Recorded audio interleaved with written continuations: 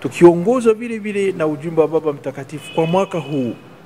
Katika ujumbe wake kwenye siku ya mawasiliano, sasa kila mwaka kuna ujumbe ambao wanautoa Baba Mtakatifu, amependa na anatukumbusha kweli kwamba mawasiliano yetu yao ni mawasiliano ambayo yanakuja kujikita kwenye hilo ambalo ndo wote tuko tunalitizama, hilo la matumaini.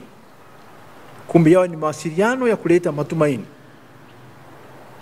Ndo Baba Mtakatifu kasisitiza katika ujumbe wake ambao ameutoa kwenye siku hiyo ya mawasiliano. Mawasiliano ambayo yanakuja kuleta matumaini, na jinsi yatakavyotolewa sasa yatolewe kabisa kwa unyenyekevu. Tunajishusha, hatuendi kupambana, hatuendi kwenda juu tu wa kwanza kutoa mawasiliano. Tatizo ambalo linakuja katika hao ambao wanakuja kufanya kazi ya kuleta mawasiliano kwa kutumia vyombo hivi ambavyo sisi tunapenda vikue, lakini vikue vikiwa vinaingilishwa na hizo kanuni zetu na taratibu zetu ambazo zinakuja kumhukumu mwanadamu. Kama ni magazeti, yalete matumaini na tuandikie vitu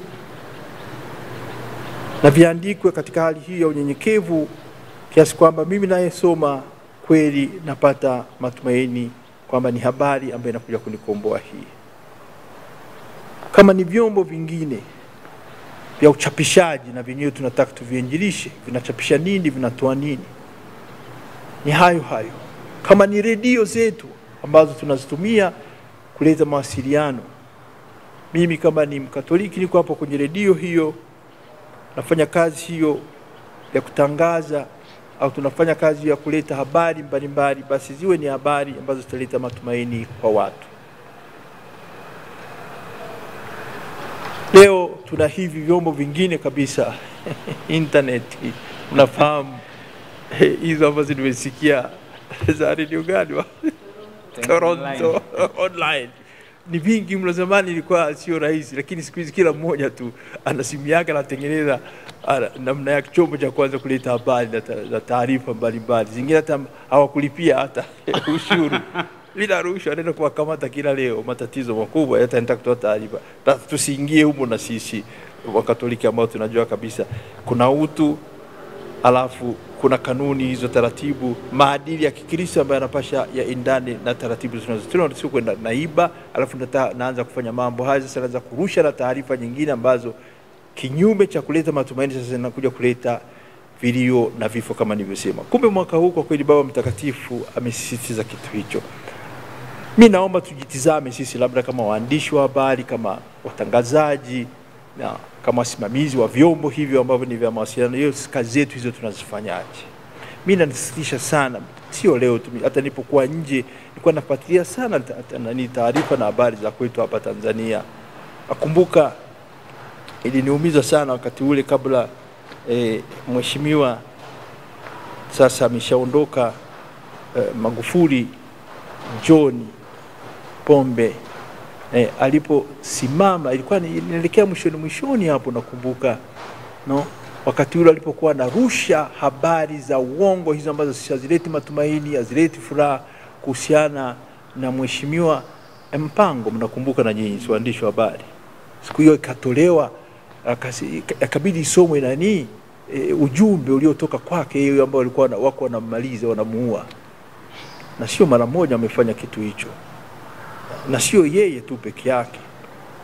Achana na haya ya kwetu, juzi mmeyasikia hayo ya Baba Mtakatifu, na mmeyaona na mapicha mmeyaona hayo, jinsi wanavyotoa ni habari hizo ambazo ni fake news, hizo habari za uongo ambazo baadaye kuleta matumaini zinaanza. Alafu sasa mimi sina shida na hilo la kumtafuta huyo ni nani anafanya hilo, lakini sasa kinachonishangaza sisi wengine ambao tungelipaswa tuzuie vitu kama hivyo, ndio tunakuwa wa kwanza, tunataka eti wa kwanza kurusha habari hizo, kuzirusha.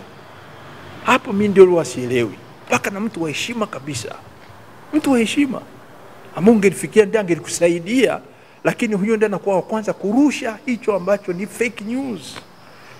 Sasa tunajiuliza, nyinyi watu wa habari, je, mnatuelimisha, mnatufundisha hivi vyombo tuvitumieje, habari hizi mzitumieje, au habari mzipeleke namna gani, au habari mzipokee namna gani? Ndio swali langu linakuja hapa. Mimi nafikiri tuna haja kufanya hivyo, baba mkurugenzi na ndugu zangu, mnapokuwa mnatuelimisha au mnarusha habari hizo, mnatuletea habari hizo, mnapokea habari kisijui kutoka kwa nani. Na sasa ndio balaa kabisa na vyombo hivi, hii teknolojia ya kileo ambayo kila mmoja tu akiamua tu anaweza kufanya pitch, ni dakika ni sekunde anatuma kitu, alafu sasa bahati mbaya hawa ambao na wao ni kama vile wameugua. Sisi nyumbani watu nasema kuna watoto wengine kama vile wamechanjiwa kutembea yani wamemchanja akisimama tu yeye ni kuondoka. Sasa kuna wengine kusoma ya habari ni hivi hivyo kama vile amechanjiwa. Mwehu ni mlevi huyu wa kupokea mara moja, ni kama hawalali wale.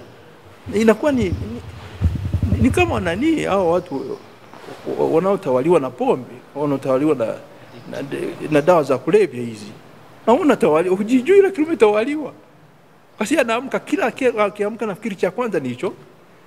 Kabla hajanywa chai hajapiga hata na mswaki, tungu ameshaenda kwenye nani hao wa kwanza kutoa taarifa. Lakini taarifa gani anazozitoa? Mimi nimewaachia hayo, sitaki kusema mengi zaidi, lakini tusaidieni, tufundishe na wafundishe hasa hawa ambao huwa ni wa kwanza wanakurupuka wakifikiri labda ni heshima wanapotoa hizo habari, wakati tunatuletea habari ambazo si kweli, si habari za kuletea matumaini kama Baba Mtakatifu anavyotuomba.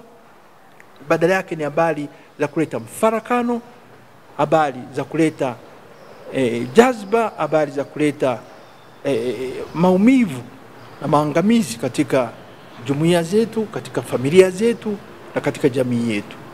Inasikitisha, lakini basi mimi nafikiri mtakapofanya hija hiyo, tumuombe huyo Mtakatifu Gabrieli ambaye ndiye msimamizi wetu aweze nasi kwa maombezi yake, au tukifuata mfano wake tuhakikishe kabisa kwamba mawasiliano yetu yanakuwa ni mawasiliano ya kuleta matumaini, mawasiliano ya kujenga na sio ya kubomoa, sio kuleta taharuki, bali mawasiliano ambayo daima yatatukomboa.